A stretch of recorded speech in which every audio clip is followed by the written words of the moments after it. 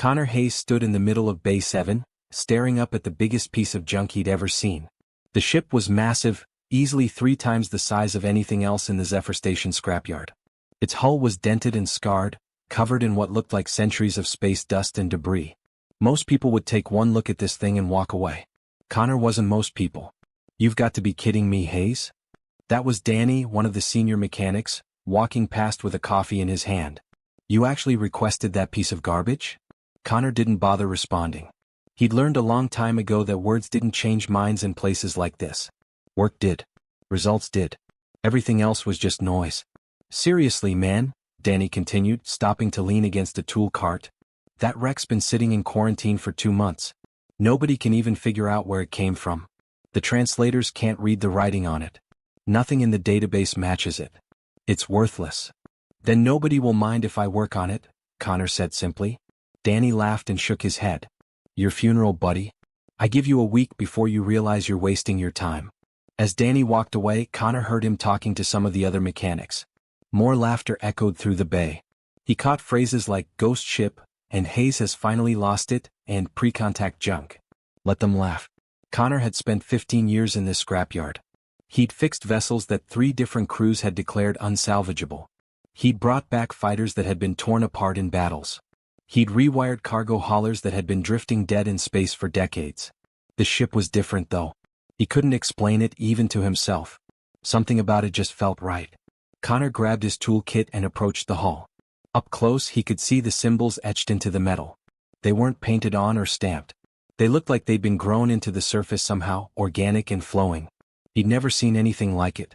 The station's AI had run every known language through its processors and come up blank. Whatever civilization built this ship, they'd existed before humanity even knew other species were out there. The supervisor, a grumpy old woman named Patricia, came by around lunchtime. "Hayes, you sure about this assignment? I can put you on something that'll actually earn the station some credits." "I'm sure," Connor said, not looking up from where he was scraping away layers of accumulated grime. Patricia sighed. "You've always been stubborn. All right, it's your time to waste. But if you're not making progress in 2 weeks, I'm reassigning you. We've got paying work that needs doing." "Understood." As the day wore on and the other mechanics headed home for the evening, Connor stayed behind. He told himself it was because he wanted to get a head start, but that wasn't entirely true. The truth was, he didn't want an audience for what he was about to find. The night shift in the scrapyard was quiet. Just the hum of the station's life support systems and the occasional clang of metal from the automated sorting machines in the distance. Connor worked methodically, cleaning section after section of the hull. The more debris he removed, the more those strange symbols became visible. They covered nearly every surface, flowing and curving in patterns that almost looked like equations or maybe star maps. He couldn't tell. Then, around midnight, he noticed something that made him stop cold. Beneath the grime, the hull was glowing. Just barely, so faint he almost missed it. Soft bioluminescent patterns pulsed slowly across the metal, like veins carrying light instead of blood. Like a heartbeat. Connor's hand trembled as he reached out. The moment his fingers made contact with the clean section of hull, he felt it. Warmth. Not the cold dead metal of a derelict ship, but actual warmth radiating from deep within. He jerked his hand back, heart pounding. Ships didn't do that. Dead ships especially didn't do that. Metal didn't glow unless it was powered, and this vessel had been declared completely inactive by every scan the station had run. Connor stood there for a long moment, just watching the patterns pulse. They were rhythmic, steady, almost peaceful. He thought about calling Patricia, reporting what he'd found. But what would he say? That the dead ship was glowing? That it felt warm? They'd think he'd been breathing too much recycled air. Instead, he grabbed his data pad and started taking readings. Energy signatures were there, faint but present. The ship wasn't dead. It was sleeping. Or maybe waiting.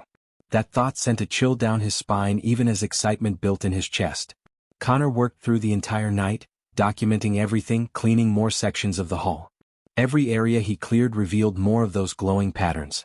By the time the morning shift started filtering in, he was exhausted but energized in a way he hadn't felt in years. Danny walked past Bay 7 with his morning coffee and stopped. "You stayed here all night? Hayes, you really have lost it."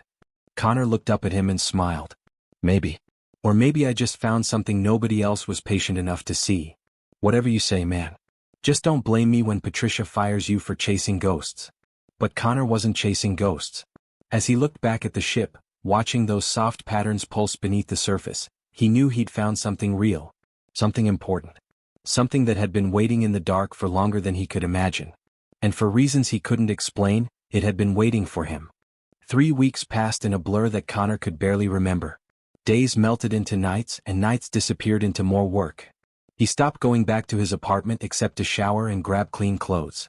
Most nights, he just curled up in a sleeping bag in the corner of Bay 7, catching a few hours of rest before diving back into the ship. The other mechanics had stopped making jokes. Now they just stared at him with a mixture of concern and pity when he shuffled past them to grab tools or refill his coffee thermos. Connor knew how he looked. The mirror in the bathroom didn't lie. Dark circles under his eyes, his face gaunt from skipped meals, his hands constantly shaking from too much caffeine and too little sleep. But he couldn't stop. Every day brought new discoveries that pulled him deeper into the mystery of the ancient vessel. Natalie found him on a Tuesday morning, hunched over an exposed section of the ship's internal systems. She was one of the few mechanics who'd been friendly to him over the years, someone who actually understood why he did what he did. Connor. Her voice was soft but firm. When did you last eat something that wasn't a protein bar? He looked up, confused. I had lunch yesterday, I think. That was 2 days ago. I was there. She held out a container of actual hot food. Eat this. No. I'm not asking. Connor took the container mechanically, but his attention was already drifting back to the conduit in front of him. Nat, you need to see this. It's incredible. I need to see you take care of yourself, she countered. But curiosity got the better of her, and she leaned in to look at what he was working on. The ship's internal systems were unlike anything in any manual or database. Where normal vessels had wires and circuits, this one had something that looked almost organic. Crystalline structures branched out like neural pathways, connecting to what appeared to be living tissue somehow merged with metal. The more Connor exposed, the more the system seemed to grow rather than decay. What am I looking at? Natalie whispered. I don't know, Connor admitted. But watch this. He connected a small power cell to one of the crystalline nodes. Immediately, the bioluminescent patterns he'd first noticed 3 weeks ago began to intensify. They spread from the connection point, racing along the crystalline structures like electricity through copper wire. But it was more than that. The patterns formed shapes, organized themselves into something that looked almost like writing. Is that a language? Natalie asked. I think so. But it changes. Watch. Connor disconnected the power, and the patterns shifted, reforming into different symbols.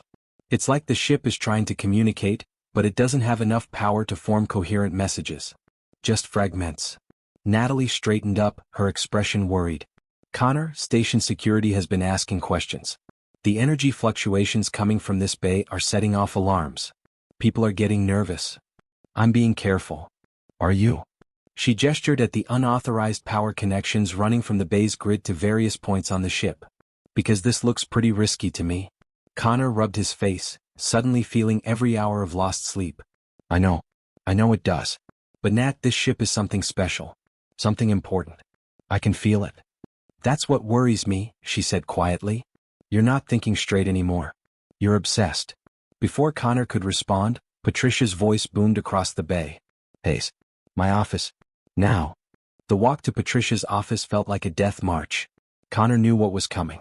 He'd been ignoring the warnings, pushing every boundary, consuming resources without authorization. In a station that ran on credits and efficiency, he'd become a liability. Patricia didn't waste time with pleasantries. Sit down, Connor. He sat. You've been working on that wreck for 3 weeks now. 0 progress reports. 0 salvageable parts recovered. Just a lot of unexplained power usage and complaints from security. She leaned back in her chair, studying him. I've known you for 15 years, Hayes. You're one of the best mechanics I've ever worked with. But this is becoming a problem. I need more time, Connor said. I'm close to something. I know I am. Close to what? You can't even tell me what that thing is or where it came from. The station director is breathing down my neck about the resources you're using. I've got 3 paying jobs sitting in the queue that need experienced hands, and my best mechanic is chasing ghosts. It's not a ghost, Connor insisted. The ship is responding. The systems are activating. I just need more time to understand what I'm looking at. Patricia was quiet for a long moment. Then she sighed and Connor knew he'd lost. You've got until Friday. That's 4 days. Either show me something concrete, or I'm scrapping that ship and reassigning you. Non-negotiable. Connor left the office feeling numb. 4 days. It wasn't enough time. Not nearly enough. But it was all he had.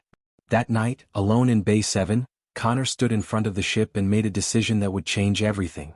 He'd been careful up until now, running small tests with limited power. But careful wasn't going to be enough anymore. If he only had 4 days left, he needed to take a real risk. The ship's core was the key. He'd mapped it out over the past 3 weeks, traced every connection, understood the basic architecture even if he didn't understand the technology. If he could feed enough power directly into the core, bypass all the damaged secondary systems, maybe he could wake the ship up properly. Get real answers instead of fragments. It was dangerous. The kind of dangerous that could blow out the base power grid or worse. The kind of dangerous that could get him banned from every station in the sector. But as Connor looked at those pulsing patterns of light, as he felt the warmth radiating from the hull, he knew he didn't have a choice. This ship had been waiting for something. Someone. And every instinct Connor had, every feeling he'd learned to trust over 15 years of working with broken vessels, told him that it had been waiting for him. Okay, he whispered to the silent ship. Let's see what you really are. He began connecting cables, bypassing safety protocols he'd sworn to follow, routing power in ways that would make any safety inspector have a heart attack. His hands moved with purpose now, exhaustion forgotten. By dawn everything was ready. One switch and the ship would have direct access to the station's main power grid. Enough energy to either wake up completely or explode spectacularly. Connor's hand hovered over the activation switch as morning light began filtering through the bay windows. Forgive me if I'm wrong about this, he said to the ship, to himself, to whatever force had brought them together. Then he flipped the switch and changed his life forever.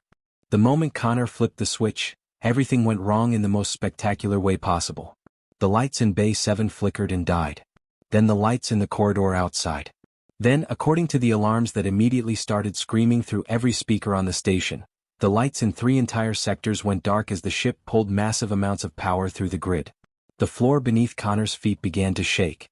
Not a gentle vibration, but a violent tremor that knocked tools off workbenches and sent equipment crashing to the ground. He stumbled backward, watching in a mixture of terror and awe as the ancient vessel came alive. The bioluminescent patterns exploded across the hull like wildfire. What had been faint glowing lines became brilliant rivers of light, racing from the core outward, spreading across every surface. The symbols he'd been studying for weeks blazed with energy, shifting and changing so fast he couldn't track them. The ship was lighting up like a city at night, and the light was so bright Connor had to shield his eyes. Then came the sound. It started low, a deep rumble that Connor felt in his chest more than heard with his ears. But it grew, climbing in pitch and volume until it filled the entire bay with a resonance that made his bones vibrate and his teeth ache. It wasn't mechanical. It wasn't like any engine or power system Connor had ever heard. It was musical somehow. A harmony of tones that shouldn't have fit together but did, creating something beautiful and utterly alien. The ship was singing. The bay doors burst open and people came running. Security personnel with weapons drawn, maintenance workers, other mechanics, all flooding into Bay 7 with expressions of shock and fear. Connor could see their mouths moving, shouting at him, but he couldn't hear their words over the ship's song. Patricia pushed through the crowd, her face red with fury. She grabbed Connor's arm, screaming something at him. He read her lips more than heard her. Shut it down. Shut it down now. But Connor couldn't shut it down. He didn't even know how. The power was flowing and the ship was taking everything it needed and more. Sparks erupted from junction boxes around the bay. The main power conduit was glowing red hot. Then as suddenly as it had started, the chaos stopped. The shaking ceased. The deafening sound dropped to a low, pleasant hum. The lights stabilized at a warm amber glow instead of the blinding brilliance. And with a hiss of pressurized air that hadn't moved in centuries, the ship's hull began to open. Everyone in the bay froze. A section of the hull that had looked like solid metal peeled back like flower petals, revealing an entrance. Soft light spilled out from inside, and with it came air that smelled fresh and clean, impossible for a ship that had been dead for who knew how long. Connor could see the bridge beyond the opening. It was pristine. Not a speck of dust, not a sign of age or decay. Crystalline interfaces covered every surface, glowing with that same amber light. Holographic displays flickered to life, showing images Connor couldn't immediately process. Star charts maybe. Or mathematical formulas. Or something else entirely. His feet moved before his brain caught up to what he was doing. He walked toward the opening, drawn by something he couldn't name. Behind him, he heard Patricia shouting for him to stop, heard security yelling orders, but none of it mattered. The ship was open. After 3 weeks of work, after risking everything, it was finally open. "Hayes, don't you dare." Patricia's voice cut through the hum. Connor stepped through the opening and onto the bridge. The moment his boot touched the deck, everything changed. The holographic displays that had been showing random images suddenly focused, coalescing into clear, sharp pictures. Star maps appeared all around him, but not of space he recognized. These were galaxies he'd never seen, constellations that didn't exist in any human database. Worlds circled distant suns, and paths of light connected them in vast networks that spanned impossible distances. Connor turned slowly, trying to take it all in. The bridge was circular, with a command chair in the center that looked almost organic, like it had grown rather than been built. The crystalline interfaces pulsed in rhythm with his heartbeat, or maybe his heartbeat had synchronized with them. He couldn't tell anymore. Then the images changed. Instead of star maps, Connor saw beings. Not human, but not completely alien either. They were tall and elegant, with features that seemed to shift slightly when he tried to focus on them. They moved through ships like the one Connor stood in, but these vessels were alive and thriving, flying through space with purpose and grace. The architects. Somehow Connor knew that's what they were called. He didn't know how he knew, but the knowledge was there in his mind, solid and certain. These beings had built this ship. They'd traveled the universe, seeking something. Looking for others who could carry on their work after they were gone. More images flooded Connor's mind.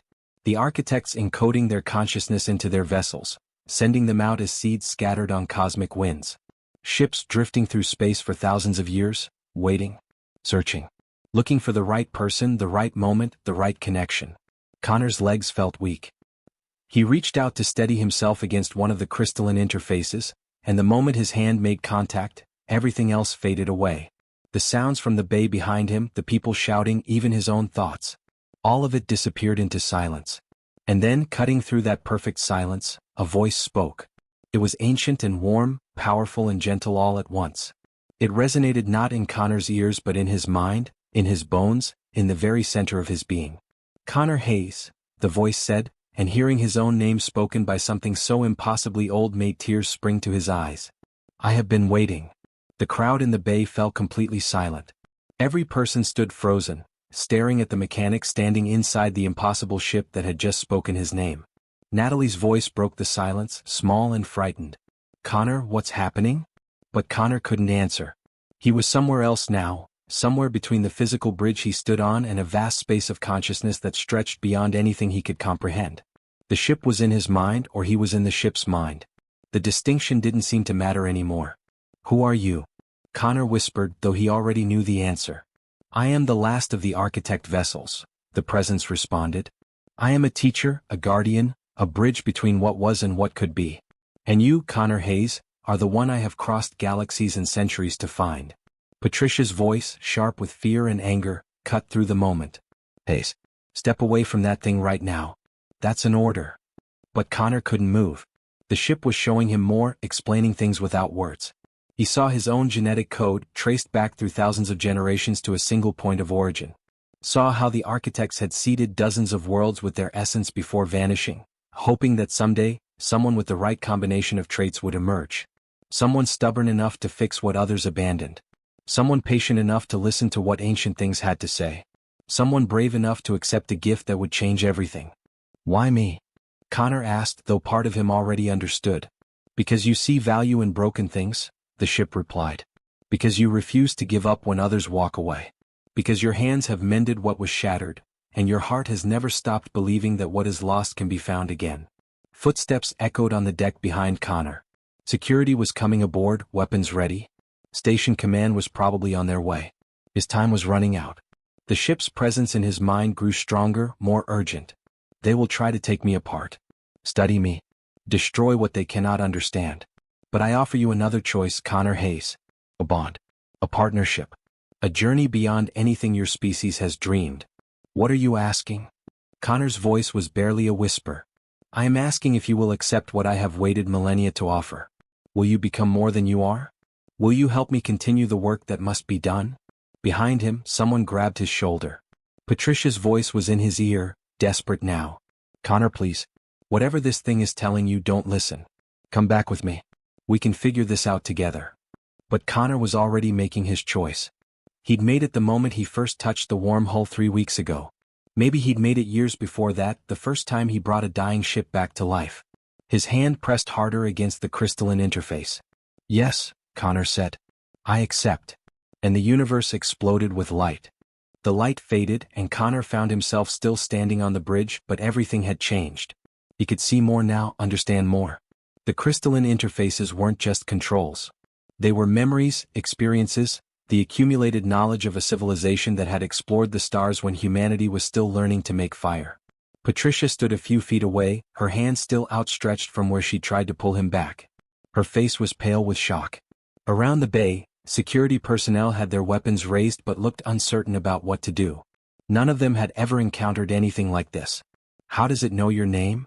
Patricia's voice cracked. Connor, how does that thing know who you are? Connor opened his mouth to answer, but the words wouldn't come.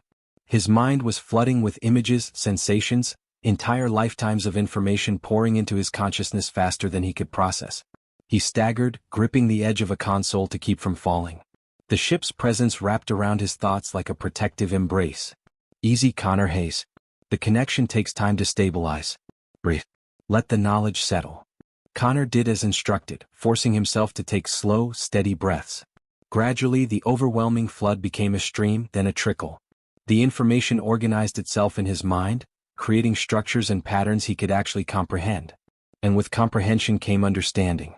Understanding of what the ship was, what it had been searching for, and why it had chosen him. They were called the architects, Connor said, his voice distant and wondering. He wasn't sure if he was speaking to Patricia or to himself. They traveled the universe for millions of years, exploring, learning, trying to find others who could think and dream and create like they did. Who told you that? Patricia demanded. Connor, what's happening to you? Connor looked at her, and he knew his eyes must look different somehow. He could feel the ship's presence there, could see the world through sensors that detected wavelengths of light humans couldn't normally perceive. The bay was suddenly alive with information, energy patterns and heat signatures and electromagnetic fields all visible at once. The ship is telling me, Connor said simply. It's showing me what it is, where it came from. The architects knew they were dying out.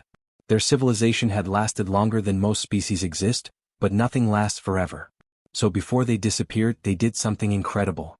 More images filled Connor's mind. He saw the architects in their final days, not afraid or desperate, but purposeful and calm. They gathered in vast chambers that dwarfed anything humans had ever built, pooling their collective knowledge and consciousness into a form that could survive after their bodies were gone.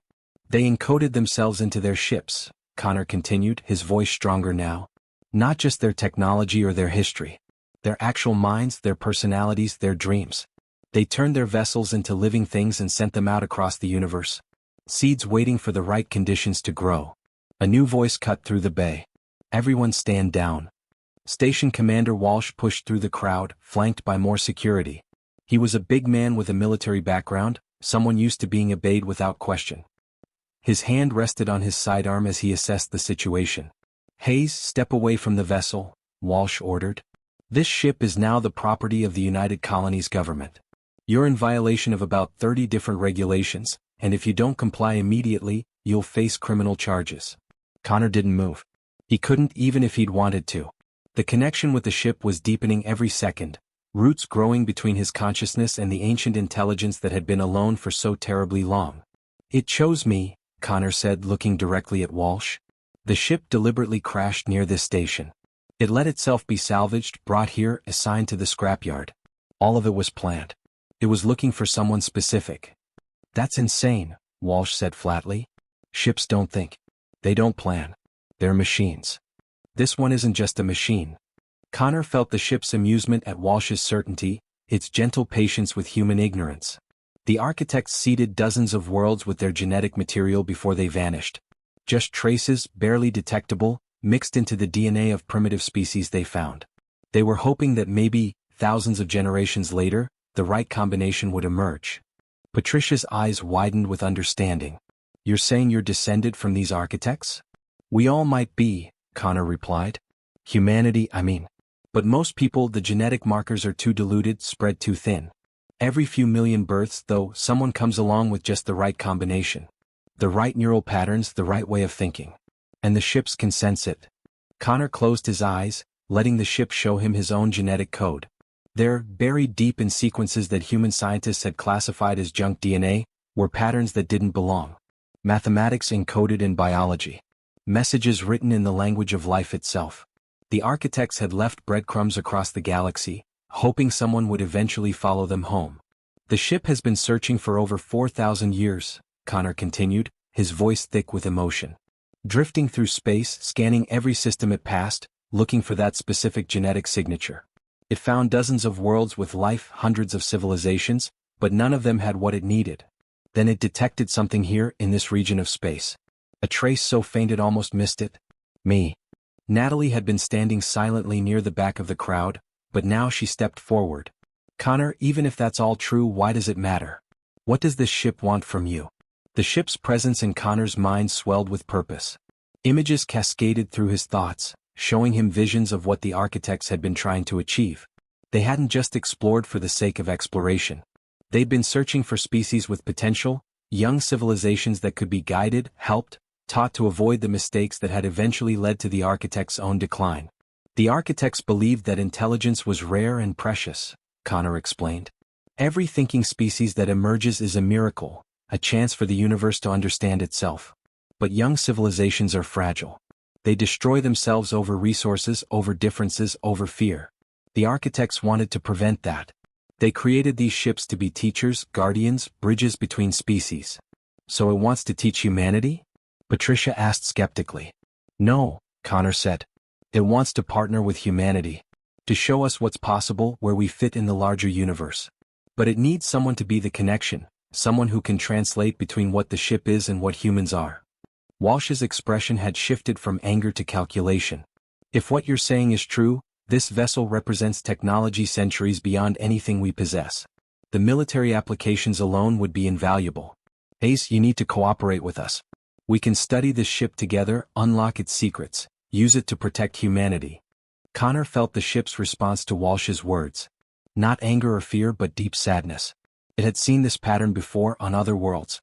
Species that found ancient technology and immediately thought of weapons, of power, of control. That's exactly what the architects were afraid of, Connor said quietly. That young species would take gifts meant for growth and turn them into tools for destruction. That's not your decision to make, Walsh snapped. He gestured to his security team. Take Hayes into custody. Carefully. Don't damage anything on that bridge.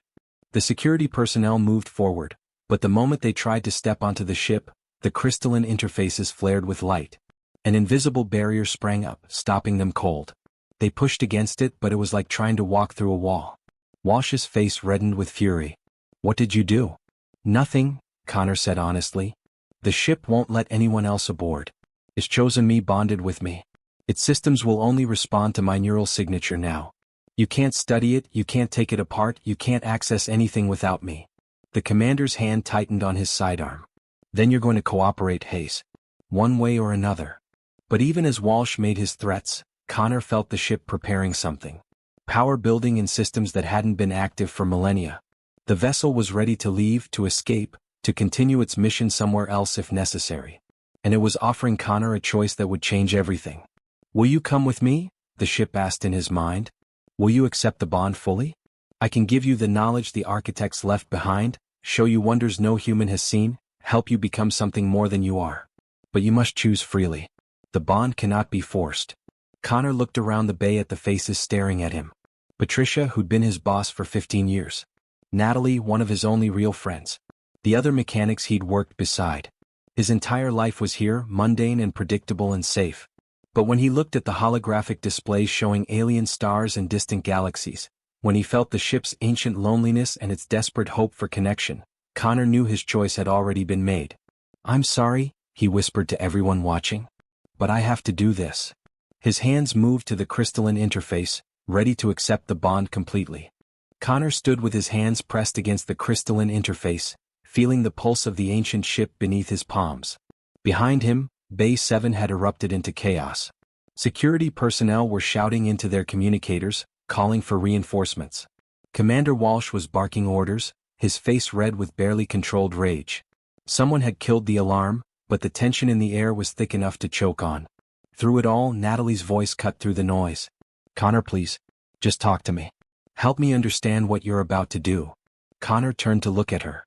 She was the only person in the bay who looked more scared than angry, more worried about him than worried about the situation. In all his years at Zephyr Station, she'd been the one person who never treated him like he was crazy for caring about broken things. I can't explain it in a way that'll make sense, Connor said, his voice carrying across the suddenly quiet bay. But this ship, these architects, they spent millions of years looking for meaning in the universe. They found hundreds of civilizations, thousands of worlds with life. And you know what scared them most? How many of those civilizations destroyed themselves before they ever reached the stars? That's not our problem to solve, Walsh interjected. Humanity will find its own way. Will we? Connor challenged. The architects watched species tear themselves apart over resources that were abundant in space. They saw civilizations with incredible potential burn out in nuclear fire or environmental collapse or wars that nobody even remembered starting. And every single time it was because they were alone. Because they didn't know there was something bigger out there, something worth reaching for. Patricia stepped closer to the barrier that kept everyone off the ship. Her initial anger had faded, replaced by something that looked almost like understanding. Connor, even if everything you're saying is true, why you? Why does it have to be you who does this? The ship's presence in Connor's mind grew warmer, encouraging. It wanted him to tell them, to make them understand. So Connor let the ship show him the memories, and he translated them into words his fellow humans could comprehend. Because I spent 15 years in this scrapyard fixing things nobody else thought were worth saving, Connor said. Every broken ship, every damaged system, every piece of junk that everyone else walked away from. I saw value in them. I believed they deserved a second chance. And that matters. The architects weren't looking for someone brilliant or powerful or special. They were looking for someone stubborn enough to not give up on lost causes. He laughed, a sound that was half joy and half disbelief. I'm a mediocre mechanic with no family, no real prospects, nothing particularly remarkable about me. But I spent my entire adult life proving that broken things can be fixed, that what's abandoned can be restored. And somehow, across thousands of years and countless light years, this ship sensed that. It crashed near this station deliberately. It let itself be salvaged and brought to the one place where someone like me might find it. Natalie wiped her eyes. What happens if you accept this bond? What does it mean? Connor felt the ship's answer before he spoke it. It means I become part of the ship and it becomes part of me. My consciousness will expand to include its systems. I'll be able to feel the engines like they're my own heartbeat, navigate by stars I've never seen, understand technologies that won't exist for humans for centuries. And the ship will gain what it's been missing all this time. A partner. Someone to share the journey with. You'll leave, Natalie said softly. You'll go out there and we'll never see you again. Yes. Connor's voice broke on the word. I'll travel beyond known space, continue the architect's mission. Find young civilizations and help them, guide them, show them they're not alone in the universe. It's what the ship was built for. What it's been waiting to do for longer than I can imagine. Walsh had been listening with growing frustration. Now he stepped forward, his hand openly resting on his weapon. This is insane. Hayes, you're talking about abandoning your entire species, your home, everything you know. For what? To play messenger for a dead civilization? Not dead, Connor corrected. Transformed. The architects didn't die. They became something else, something that could outlast physical form. And they're offering me the same choice. To be more than just a mechanic scraping by on a forgotten station. To actually matter in the grand scheme of things. You matter here, Natalie insisted. You matter to the people who know you. Connor's heart ached at the pain in her voice. I know. And that's what makes this so hard. But Nat, I've spent my whole life feeling like I was waiting for something. Like there was supposed to be more than just fixing ships and going home to an empty apartment and doing it all again the next day. This is what I've been waiting for. This is my more. Walsh's patience finally snapped. Enough of this. Hayes, you have 10 seconds to step away from that vessel, or I'm authorizing lethal force. That ship is too valuable to let you steal it. You can't kill me, Connor said calmly.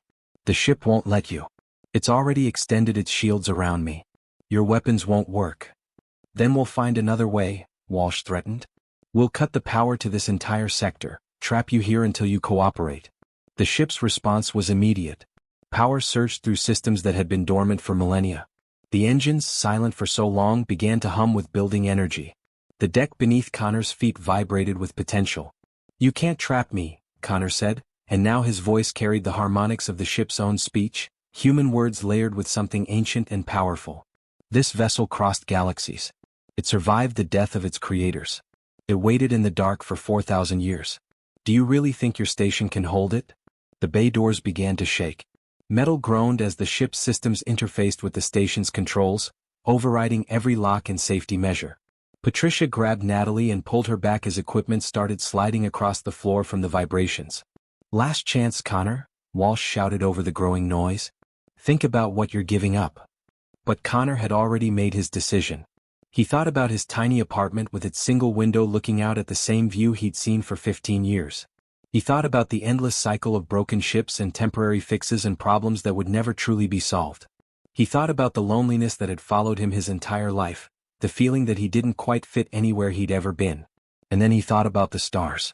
About worlds he'd never seen and species he'd never met and wonders that existed beyond human imagination.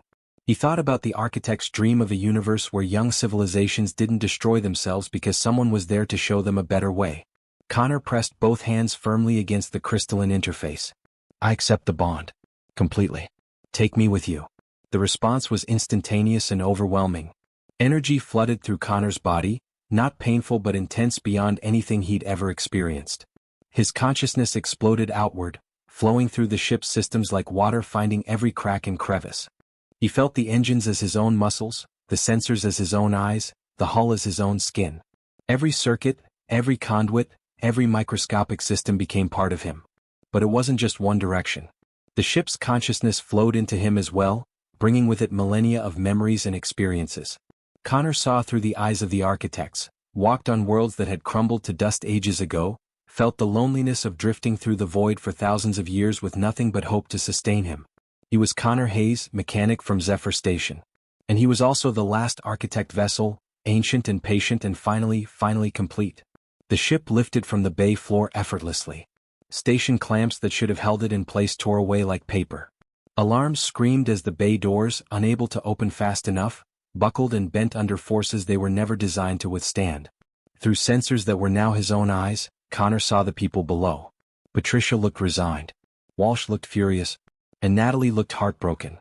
Connor spoke one last time through the ship's communication systems, his voice echoing through every speaker in Bay 7. "Thank you for laughing at me. Thank you for thinking I was crazy for working on a lost cause. It made leaving so much easier." The ship accelerated toward the damaged bay doors.